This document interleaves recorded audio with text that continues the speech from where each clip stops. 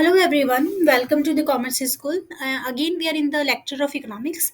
So, in the last lecture, we have learned about the exceptions to the law of demand, right? जहाँ पर हमने देखा था कि कहाँ पर हमारा लॉ ऑफ डिमांड अप्लाई नहीं होता, वो बहुत सारी कंडीशंस थी, हमने देखी थी 6 कंडीशंस नियर बाय थी जहाँ पर डिमांड का अपवर्ड स्लोपिंग था, राइट। अपवर्ड स्लोपिंग में था, और जबकि लॉ ऑफ डिमांड में हमने देखा था कि डिमांड का डाउनवर्ड स्लोपिंग था, राइट। अगर आपने लास्ट लेक्चर्स नहीं देखे तो प्लीज़ आप देखिए, क्योंकि जो लॉ ऑफ डिमांड है, exceptions, assumptions and determinants and everything about the demand chapter, and ये बहुत ही ज़्यादा इंपॉर्टेंट चैप्टर है ये, ठीक है। इसमें से लॉ ऑफ डिमांड तो कंपलसरी आपके एग्जाम में आएगा। अगर आपने नहीं देखा तो आप प्लीज़ उस वीडियो पे जाके पूरा वीडियो देखिए, ताकि आपका वो क्वेश्चन एकदम दिमाग में फिट हो जाए, क्योंकि वो बहुत ही ज़्यादा इंपॉर्टेंट क्वेश्चन है। Okay, so today we are going to learn about the topic of the variations in demand and the changes in demand. अब हम ये देखेंगे कि variations in demand में क्या आता है और changes in demand में क्या आता है, ठीक है। तो ये बहुत ही इंपॉर्टेंट है। मीन्स जो ये चैप्टर थर्ड है, थर्ड में दो पार्ट्स है, third A and third B, तो दोनों भी बहुत ही इंपॉर्टेंट चैप्टर्स है। मीन्स ठीक है। तो आप लोगों ने वो उसकी तैयारी एकदम 100% करनी है, क्योंकि आपका बहुत सारे मार्क्स इसी चैप्टर से कवर हो जाएंगे। ओके, तो पासिंग में तो कुछ भी आपको प्रॉब्लम है ही नहीं, लेकिन आपको बहुत ही अच्छे मार्क्स भी मिल सकते हैं, ठीक है। Just by learning these two chapters, third A and third B, हमें पूरी बुक करनी है एक्चुअली, लेकिन समझ के लेना है। Economics is all about understanding. Economics है, अकाउंट से सिर्फ समझ के लेना है। ओके, सो स्टार्ट करते हैं हम वेरिएशंस इन डिमांड। अब क्या दिया आपको, और एक बात, स्टार्ट करने के पहले जस्ट आप चैनल को सब्सक्राइब करिए, ताकि मेरे सारे अपडेटेड लेक्चर्स की नोटिफिकेशन आप तक आते रहे, ठीक है। और अपने फ्रेंड्स तक शेयर करिए, और वीडियो पसंद आए तो लाइक करिए, थैंक यू। आगे हम पढ़ते हैं वेरिएशंस इन डिमांड। क्या दिया है, when the demand for a commodity falls, जब किसी कमोडिटी की डिमांड कम हो जाती है, और राइजेस, किसी भी कमोडिटी की डिमांड या तो बढ़ेगी या तो कम होगी। किसकी वजह से, due to the changes in the price alone. यहाँ पर बात कर रहे हैं कि अगर किसी भी कमोडिटी का डिमांड कम हो या ज़्यादा हो, but only by the changes in the price only, सिर्फ प्राइस में चेंज होने से जब डिमांड कम या ज़्यादा हो जाती है, and other factors remain constant. Means हम यहाँ पर सिर्फ डिमांड में चेंज देखते हैं, किसी कमोडिटी की डिमांड में हम चेंज देखते हैं, लेकिन किसकी वजह से, जस्ट प्राइस की वजह से, सिर्फ प्राइस की वजह से हम जब डिमांड हमारी चेंज हो जाती है, या तो डिमांड बढ़ जाएगी या तो कम हो जाएगी। हमने लॉ ऑफ डिमांड में पढ़ा है कि प्राइस और डिमांड के बीच का रिलेशनशिप कैसा है, इनवर्स रिलेशन है ना। Inverse relation in the sense कि प्राइस बढ़ेगा तो डिमांड कम होगी, प्राइस कम होगा तो डिमांड बढ़ेगी। जबकि इसमें लॉ ऑफ डिमांड में भी यही था कि हम बाकी सारे फैक्टर्स को एक बार इग्नोर करेंगे, या फिर हम ये मानेंगे कि बाकी सारे फैक्टर्स क्या है, कांस्टेंट है ना। और यहाँ पर भी वही है। वेरिएशंस इन डिमांड जब बात आ जाए तो आप लोगों ने एक माइंड में बात फिट करनी है, variation demand in the sense only by the change in the price, हाँ, demand changes only by the changes in the price of the commodity, okay, and other factors remain constant। हमने देखा है बाकी factors कौन कौन से थे, income था, नेचर ऑफ द कमोडिटी थी, prices of the substitute goods, prices of the complementary goods, है ना। ऐसे बहुत सारे फैक्टर्स हमने देखे हैं। अगर आपने वो वीडियोस नहीं देखी तो प्लीज़ आप पुराने वीडियोस देखिए, क्योंकि this is the most important chapter. Okay, so दोबारा हम पढ़ लेते हैं। When the demand for a commodity falls, जब किसी कमोडिटी की डिमांड कम हो जाती है और राइजेस या बढ़ जाती है, why, due to the change in the price only alone. जब किसी कमोडिटी की डिमांड कम या ज़्यादा हो जाती है, मीन्स सिर्फ प्राइस में चेंज होने से, and other factors remain constant, और बाकी फैक्टर्स इक्वल रहेंगे, बाकी फैक्टर्स पे कोई भी चेंज नहीं होगा, it is called the variation in demand. तब हम उसे बोलते हैं variation in demand. Okay, it is of the two types, तब उसे बोला जाता है variation in demand. Variation demand कब होता है, जब प्राइस में चेंज होने की वजह से डिमांड में चेंज होता है। प्राइस में चेंज होने की वजह से किसी भी कमोडिटी की डिमांड में चेंज आता है, ठीक है। और बाकी सारे फैक्टर्स क्या रहेंगे, कांस्टेंट। मींस ऐसा मान के चलेंगे कि बाकी सारे फैक्टर्स में किसी तरह का कोई चेंज नहीं आता। Means variations in demand exactly follows the law of demand, है ना। आप ये भी ध्यान में रख सकते हो। सो अब वेरिएशंस इन डिमांड में दो चीजें आ जाती है, ठीक है। वेरिएशंस इन डिमांड में दो चीजें आती है, वो कौन सी है, एक है एक्सपांशन ऑफ डिमांड, मतलब डिमांड बढ़ जाएगी। ओके, और डिमांड कब बढ़ती है, अगर हम प्राइस के साथ रिलेशन में देखें डिमांड को, तो डिमांड कब बढ़ती है, मतलब जब प्राइस कम होगा। है ना। जब प्राइस कम होगा तो डिमांड बढ़ेगी। एक तो हम देखेंगे एक्सपांशन। एक्सपांशन का मतलब क्या होता है? बढ़ना। ऑफ डिमांड मतलब डिमांड का बढ़ना। डिमांड किसी भी कमोडिटी की कब बढ़ती है? हम क्योंकि पढ़ रहे हैं variations in demand, and variations in demand is related to the factor only and only with the price, और बाकी सारे फैक्टर्स को हम मान के चलेंगे वो कांस्टेंट है ना। तो हम एक्सपांशन ऑफ डिमांड की बात करेंगे। तो क्या दिया आपको? एक्सपांशन ऑफ डिमांड मतलब डिमांड का बढ़ना, किसकी वजह से? प्राइस बढ़ेगा तब, और बाकी सारे फैक्टर्स को हम क्या मानेंगे? कांस्टेंट। और दूसरा फैक्टर क्या है? कॉन्ट्रैक्शन ऑफ डिमांड, है ना, मतलब डिमांड का क्या होना? कम होना, है ना, किसकी वजह से? प्राइस के बढ़ने से। प्राइस बढ़ेगा तो डिमांड क्या हो जाएगी? कम हो जाएगी। ओके, तो देखना है expansion of demand. Expansion of demand refers to the rise in the quantity demanded. हम एक्सपांशन ऑफ डिमांड की बात कर रहे हैं, मतलब डिमांड बढ़ेगी किसकी वजह से? जब किसी भी क्वांटिटी, किसी भी कमोडिटी की demand, expansion of demand refers to the rise in the quantity demanded due to the fall in the price alone, while other factors like taste, income of the consumer, size of the population etc remain unchanged, है ना। Means ये law of demand exactly follow कर रहा है। आप लोगों ने variations in demand, अगर आपने लॉ ऑफ डिमांड का टॉपिक पढ़ रखा है, यहाँ से सुन रखा है जो मैंने आपको पढ़ाया था लास्ट वीडियो में, अगर आपने वो देखा था तो आपको कोई भी प्रॉब्लम नहीं आएगा, क्योंकि variation in demand is nothing but the law of demand. Means exactly वही फॉलो हो रहा है, इसमें कुछ भी ज़्यादा चेंज नहीं है ना, कुछ नया नहीं है। जो हमने लॉ ऑफ डिमांड में पढ़ा था एग्जैक्टली वही है, जस्ट नाम चेंज हो गया। हमने वहाँ पर लॉ ऑफ डिमांड बोला था, अब यहाँ पर हमने वेरिएशंस इन डिमांड बोल दिया, है ना। तो ये क्या बता रहे हैं? एक्सपांशन ऑफ डिमांड, डिमांड बढ़ना। अब डिमांड कब बढ़ेगी? हम क्योंकि प्राइस से रिलेशन में देख रहे हैं, तो प्राइस जब कम होगा तब डिमांड बढ़ेगी, है ना। तो वही इन्होंने बताया, expansion of demand refers to the rise in the quantity demanded due to the fall in the price alone. जब सिर्फ मतलब केवल only and only by the change in the price the demand of any commodity rises, then it is called as a expansion of demand, while other factors remain constant। जबकि हम ये मान के चलेंगे कि बाकी सारे फैक्टर्स क्या रहने वाले? कांस्टेंट। अब बाकी सारे फैक्टर्स आपने देखे हैं, डिटर्मिनेंट्स या फिर फैक्टर्स अफेक्टिंग द डिमांड, एक ही बात है। तो उसमें कौन कौन से थे? Income of the consumer, prices of the substitute goods, prices of the complementary goods, nature of the commodity, है ना, टेस्ट, फैशन, प्रेफरेंसेस, है ना। तो ऐसे बहुत सारे फैक्टर्स थे जो हमारी डिमांड को इफेक्ट करते थे। हम उन्हें क्या मान के चलेंगे? कांस्टेंट, मतलब उसमें कोई भी चेंज नहीं होगा। और सिर्फ किस में चेंज होने वाला है? सिर्फ प्राइस के चेंज होने से डिमांड में चेंज होगा, तब हम उसे बोलते हैं एक्सपांशन ऑफ डिमांड। ओके, अब ये आपको पता है कि हमारा जब डिमांड कर्व है वो कैसा होता है? डाउनवर्ड स्लोपिंग होता है, ठीक है ना।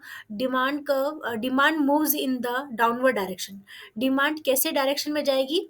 Demand moves in the downward direction. आप देखो यहाँ पर, देखो आपने यहाँ पर एरो दिख रहे हैं, एरो कहाँ पे जा रहा है? डाउनवर्ड स्लोपिंग है। अब ये जो चार्ट, ये जो बनाया है इन्होंने फिगर, ग्राफिकल रिप्रेजेंटेशन जो इन्होंने किया है एक्सपांशन ऑफ डिमांड का, वो कैसे करना है वो मैं आपको एक्सप्लेन करूंगी, ठीक है। और on the same demand curve, ठीक है ना, सेम डिमांड कर्व पे आपका downward demand curve, demand moves in the downward direction on the same demand curve. आप देखो सेम डिमांड कर्व पर आपका जो डिमांड है वो मतलब क्या हो जा रहा है? Demand moves in the downward direction, demand नीचे की तरफ जाएगा on the same demand curve, ठीक है। This is explained with the help of the following figure 3.7। ये 3.7 फिगर से आपको दिखाया है, ठीक है। मैं आपको बाकायदा बनाकर बताऊंगी कि कैसे हमारा एक्सपांशन ऑफ डिमांड होता है और कैसे ये डाउनवर्ड स्लोपिंग होता है। फिलहाल मैं आपको यहीं से एक्सप्लेन कर देती हूँ, ठीक है। अदरवाइज मैं आपको नोटबुक पर बना के दिखाऊंगी, ठीक है। आपको एग्जाम में अच्छे से रिप्रेजेंट करना है, मीन्स अच्छे से स्कोरिंग मिलना चाहिए, है ना। और क्या होता है, अगर आप अच्छे से समझ के लेंगे तो आप अच्छे से लिख पाएंगे, ठीक है ना। हर चीज़ रट्टा नहीं मारी जा सकती, कुछ चीज़ों को समझ के लेना पड़ता है। ओके, और ये कोई रॉकेट साइंस नहीं है, एकदम आसान है ये। एक्सपांशन ऑफ डिमांड में आपको देखो क्या बताया है? क्वांटिटी डिमांडेड इन केजेस, है ना। और यहाँ पर आपको बताया है प्राइजेस। ये बात आपने ध्यान में रखनी है, जब भी आप ग्राफिकल रिप्रेजेंटेशन करेंगे तब आपको एक्स एक्सिस पे हमेशा क्वांटिटी शो करनी है और वाई एक्सिस पे आपको क्या शो करना है? प्राइस। ओके, तो यहाँ पर देखो आपको क्यू और ये पी दिख रहा है ना। तो मीन्स एक्चुअली ये यहाँ से नहीं बताया जाएगा, मैं आपको नोटबुक पे ड्रॉ करके बताऊंगी कि कैसे हम ग्राफिकल रिप्रेजेंटेशन करेंगे एक्सपांशन ऑफ डिमांड का। ओके,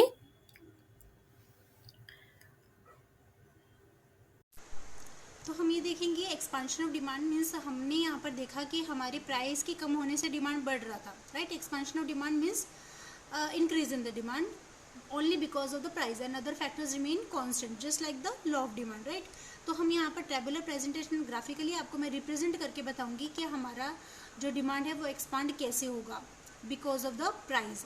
ओके, तो हम स्टार्ट करते हैं। हम कोई एग्जांपल लेते हैं प्राइस, उसमें हम देखेंगे दो फैक्टर्स है हमारे पास, मीन्स दो चीज़ें हम लेंगे। एक तो लेंगे प्राइस, प्राइस में चेंज होने की वजह से डिमांड पे इफेक्ट हो रहा है, तो हम सिर्फ ये दो ही चीज़ें लेंगे और बाकी फैक्टर्स हम क्या अज्यूम करते हैं कि other factors remain constant, means बाकी फैक्टर्स में कोई भी चेंज नहीं होता है ना। तो ये हम डिमांड लेंगे इन केजेस। ओके, आप कोई भी कमोडिटी ले सकते हो और एक नोट डाउन करना है एक बात, क्या कि अदर फैक्टर्स रिमेन कांस्टेंट है ना, other factors remain constant, right. हम ये मान के चलेंगे कि बाकी जो फैक्टर्स है वो क्या रहेंगे, कांस्टेंट रहेंगे, और प्राइस में चेंज होने की वजह से डिमांड में क्या होगा, चेंज होगा। तो हम देखते हैं, फॉर एग्जांपल आप कोई भी कमोडिटी ले सकते हो, पर मैं एक कमोडिटी लेके चलती हूँ और वो है मान लो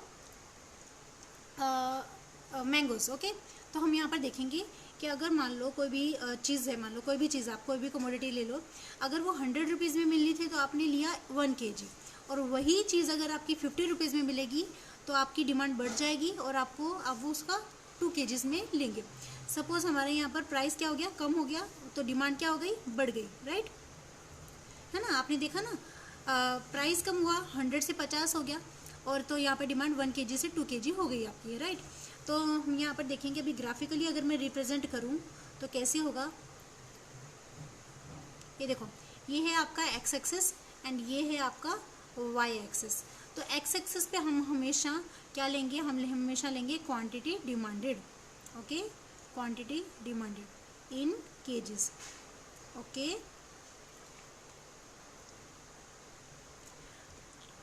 और यहाँ पर लेंगे हम वाई एक्सिस पे लेंगे हम प्राइस, किसमें, इन रुपीज़। ओके, तो अभी यहाँ पर 0 ले लो। अब हमारी क्वांटिटी डिमांडेड 1 kg 2 kg थी ना, तो हम यहाँ पर लेंगे 1 2 3 लाइक दैट, और यहाँ पर हमारा प्राइस था 50 100, तो इस तरीके से हम लेंगे। ओके, तो देखो मैं जस्ट एग्जांपल बता रही हूँ ताकि ज़्यादा बेटर क्लियर आप समझ पाएंगे। अब यहाँ पर देखो, जब आपका प्राइस 100 रुपीज़ था तो आपने 1 kg डिमांड किया, राइट। जब आपका प्राइस 100 रुपीज़ था तो आपने 1 kg डिमांड किया, तो हम इन्हें मैच करने के लिए किस तरीके से मैच करेंगे, लाइक दैट, राइट। तो ये है, आप इसे अज्यूम कर लो ए, पहले ओरिजिनल, यहाँ पर आप लिखोगे क्यू और यहाँ पर लिखेंगे आप पी, मतलब ओरिजिनल प्राइस हमारा पहले 100 था और ओरिजिनल क्वांटिटी हमारी क्या थी, 1 kg थी। ओके, और फिर आपका प्राइस 50 रुपीज़ हो गया, प्राइस क्या हो गया, 50 रुपीज़ हो गया, और आपकी डिमांड हो गई 2 kg। तो जब 50 रुपीज़ प्राइस हुआ तो हमारी डिमांड 2 kg हो गई, है ना। तो हम इसे नाम देंगे, इसे बोलेंगे हम बी, ठीक है। मीन्स ये है हमारा P1। अब मतलब पहले ओरिजिनल प्राइस 100 था और फिर चेंज हो गया, तो हमने दूसरे प्राइस को क्या नाम दिया, P1 का, और दूसरी क्वांटिटी जो हमने डिमांड की उसको हम नाम देंगे Q1 का। ओके, तो ये आप देखो ए से बी पर जा रहा है, हमारा डिमांड क्या हो गई, ई से बी पर, है ना। ये जो हमने जो पॉइंट डिनोट किए हैं वो हमारा ए से बी पर जा रहा है, तो हम इन्हें जब मैच करेंगे तो आप देखो ए से बी पर क्योंकि गए हम, तो हमारा डिमांड कब कैसा हो रहा है, डाउनवर्ड स्लोपिंग हो रहा है ना। हमारा डिमांड कब कैसा हो रहा है, डाउनवर्ड स्लोपिंग हो रहा है, तो हम इसे बोलेंगे डी, इसे भी बोलेंगे D. D D is nothing but a demand curve, और ये कहाँ जा रहा है, ए से बी पर जा रहा है, मतलब ये नीचे की तरफ स्लोप हो रहा है, मतलब लेफ्ट टू राइट। ओके, और ये क्या है, डाउनवर्ड स्लोपिंग है, क्या है ये, डाउनवर्ड स्लोपिंग है, समझ में आ रहा है। ओके, तो हम इधर बता देंगे साथ में, D D is the demand curve, D D is the demand curve. Okay, इस तरीके से हम बात करेंगे, ठीक है ना, क्लियर है।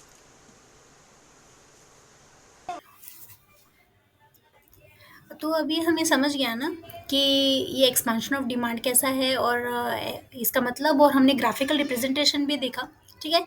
अभी हम देखेंगे कॉन्ट्रैक्शन ऑफ डिमांड के बारे में, मीन्स एग्जैक्टली अपोजिट है उसका। हमने वहाँ पर देखा था कि एक्सपेंशन ऑफ डिमांड मतलब डिमांड बढ़ रही थी, प्राइस के कम होने से डिमांड बढ़ रही थी, लेकिन बाकी सारे फैक्टर्स को हमने कांस्टेंट माना था। सेम ईयर यहाँ पर भी हम बाकी सारे फैक्टर्स जो डिमांड को इफेक्ट करते हैं अदर देन द प्राइस, उन्हें हम क्या मान के चलेंगे, कांस्टेंट मान के चलेंगे। और यहाँ पर कॉन्ट्रैक्शन ऑफ डिमांड है, मतलब डिमांड कम हो रही है, किसकी वजह से, only and only by the change in the price, मतलब यहाँ पर प्राइस क्या हो जाएगा, बढ़ जाएगा, और डिमांड क्या हो जाएगी, कमोडिटी की कम हो जाएगी, है ना।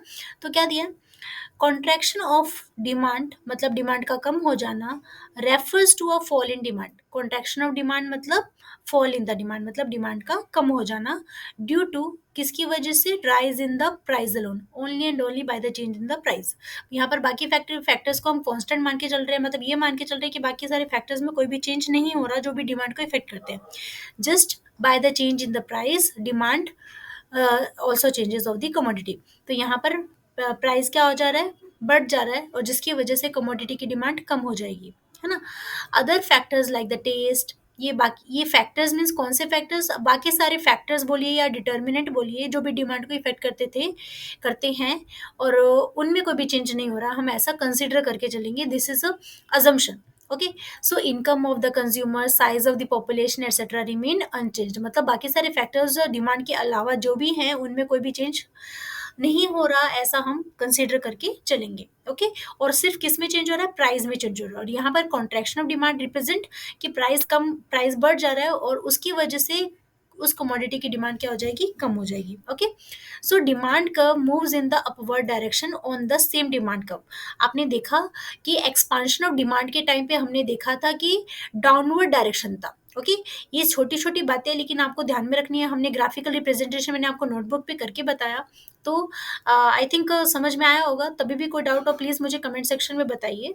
ओके, और आपको कुछ बातें ध्यान में रखनी है कि जब एक्सपांशन ऑफ डिमांड, एक्सपांशन मतलब डिमांड कम हो जाना, और जब डिमांड कम होगी तो डिमांड कर्व डाउनवर्ड स्लोपिंग में जाएगा। ओके, मतलब नीचे की तरफ जाएगा। आप देखो एक्सपांशन ऑफ डिमांड में डिमांड एक्सपांशन ऑफ डिमांड में डिमांड बढ़ जा रही थी ना, तो यहाँ पर कैसा कर्व बनेगा, डिमांड कर्व जब बढ़ जाती है, डिमांड जब बढ़ेगी तो डाउनवर्ड की तरफ जाएगी। ओके, और जब डिमांड कम होगी तो वो अपवर्ड में जाएगी। कैसे, वो मैंने आपको नोटबुक पे बताया है, और इसका भी मैं आपको नोटबुक पे बताने वाली हूँ कॉन्ट्रैक्शन ऑफ डिमांड का। आई होप आपको समझ में ज़रूर आएगा, क्योंकि मैं आपको टेबुलर रिप्रेजेंटेशन के साथ साथ ग्राफिकल रिप्रेजेंटेशन बताऊंगी। ठीक है, आई होप आपको डेफिनेटली समझ में आएगा। तभी भी आपको कोई कम डाउट रहे तो प्लीज़ मुझे आप कमेंट सेक्शन में बताइए। I will definitely try to solve your each and every doubt, each and every problem. Okay, so this can be explained with the help of the following figure 3.8। यहाँ से मैं आपको orally अगर graphical representation करूँगी, graphical representation का explanation दूंगी, तो आपको समझ में नहीं आएगा, तो मैं आपको नोटबुक पे एक्सप्लेन करूँगी। ठीक है, तो हमारा ये जो टॉपिक था उसमें हमने देखा कि कॉन्ट्रैक्शन ऑफ डिमांड यहाँ पर डिमांड बढ़ रही है, प्राइस के कम होने से डिमांड बढ़ रही है। एक्सपांशन मतलब बढ़ना, डिमांड का बढ़ना, और किसकी वजह से, प्राइस में चेंज होने की वजह से, तो प्राइस कम हो रहा है और डिमांड बढ़ेगी। और कॉन्ट्रैक्शन ऑफ डिमांड मतलब डिमांड कम हो जाना, किसकी वजह से, जिस प्राइस की वजह से, जब प्राइस बढ़ेगा तो कमोडिटी की डिमांड कम हो जाएगी। ठीक है, इसका भी मैं आपको नोटबुक पे एक्सप्लेनेशन देती हूँ अभी। ठीक है, ताकि आपको क्लियरली समझ में आ जाए। तो साथ ही में हम ये देखा, आपने मतलब तो देखा कॉन्ट्रैक्शन ऑफ डिमांड का, लेकिन हम इसे ग्राफिकली कैसे रिप्रेजेंट करेंगे तो वो मैं आपको करके बताऊंगी। ठीक है, ताकि आप बेटर वे में समझ सके। तो यहाँ पर हम कॉन्ट्रैक्शन ऑफ डिमांड में अभी हम देखेंगे, हमने देखा कि contraction of demand means demand जब आपकी कम हो रही है, और किस वजह से कम हो रही है, just because of the price, और बाकी फैक्टर्स को हमने यहाँ पर क्या कंसिडर किया है कि वो कांस्टेंट है, मीन्स उसमें किसी भी तरीके का चेंज नहीं हो रहा। राइट, तो यहाँ पर मैं आपको एग्जांपल लेके बताऊंगी। ये फिगर 3.8 देख सकते हैं आप अपनी नोटबुक, अपने टेक्स्ट बुक में। राइट, यहाँ पर भी हमारा एक नोट है, जैसे हमने एक्सपेंशन ऑफ डिमांड में देखा था कि अदर फैक्टर्स, जो प्राइस के अलावा जो भी फैक्टर्स है जो डिमांड को इफेक्ट करते हैं, उन्हें हम क्या एज्यूम करेंगे, वो कॉन्स्टेंट है, other factors remain constant. Right, तो इस तरीके से हम ये सारी चीज़ें अज्यूम करेंगे लॉ ऑफ डिमांड की जैसे। तो अब यहाँ पर देखो, आपका जो प्राइस है वो रुपीज़ में ले लो, आप कोई भी कमोडिटी ले लो। ठीक है, और यहाँ पर हम ले लेंगे क्वांटिटी डिमांडेड। ठीक है, क्वांटिटी डिमांडेड किस में, केजेस में। ओके,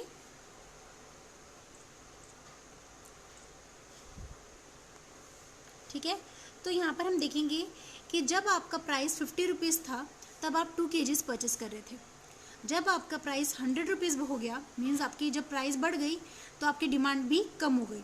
मीन्स यहाँ पर प्राइस क्या हो रहा है, 50 से 100 रुपीज़ प्राइस बढ़ रहा है, और डिमांड क्या हो रही है, कम हो रही है। राइट, तो प्राइस के बढ़ने से डिमांड क्या हो जा रही है, कम हो रही है, और डिमांड का कम हो जाना उसे बोलते हैं हम कॉन्ट्रैक्शन ऑफ डिमांड। ओके, अभी इसी को मैं आपको ग्राफिकली रिप्रेजेंट करके बताऊंगी कि आपको कैसे एग्जाम में रिप्रेजेंट करना है ग्राफिकली। ओके, तो ये देखो, ये है आपका एक्स एक्सिस एंड ये है आपका वाई एक्सिस। ओके, तो यहाँ पर हम हमेशा शो करेंगे, एक्स एक्सिस पर हम हमेशा शो करेंगे क्वांटिटी डिमांडेड,